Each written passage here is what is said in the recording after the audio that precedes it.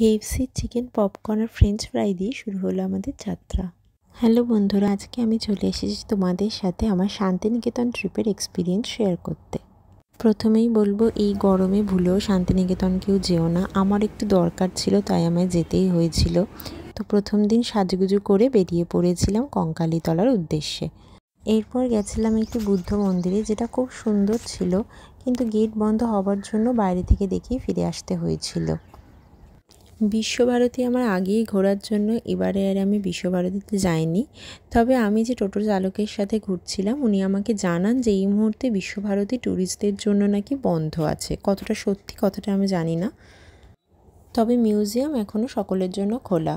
আমি মিউজিয়ামে গেছিলাম, কিন্তু তার ভেতরে যেহেতু ক্যামেরা অ্যালাউড নয়, তাই জন্য কোনো ভিডিও নিতে পারিনি।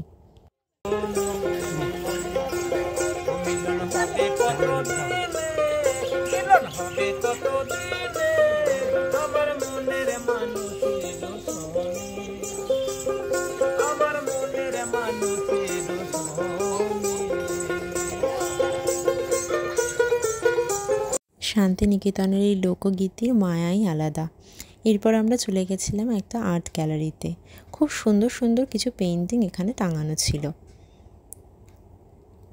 আর এখানেই ছিল একটি মার্কেট, যেখানে বিভিন্ন রকম সুতির জামা কাপড়, সাজার জিনিস, এ সমস্ত কিছু বিক্রি হচ্ছিল। তারপর একটু ফটো সেশন, আর সবশেষে খাওয়া দাওয়া। সোনাঝুরি হাটের কাছে রামশ্যাম রেস্টুরেন্টে করেছিলাম সেদিনের লাঞ্চ, আর তার সাথে নিয়েছিলাম কিছু পেয়ারা মাখা। এটা সোনাঝুরি হাটের ভেতরেই একজন মাখছিলেন, দেখে খুব লোভনীয় লাগছিল।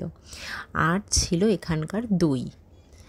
আর কি, এভাবেই কাজের ফাঁকে একটু ছোট্ট করে একটা ট্রিপ হয়ে গেল আমার শান্তিনিকেতনে।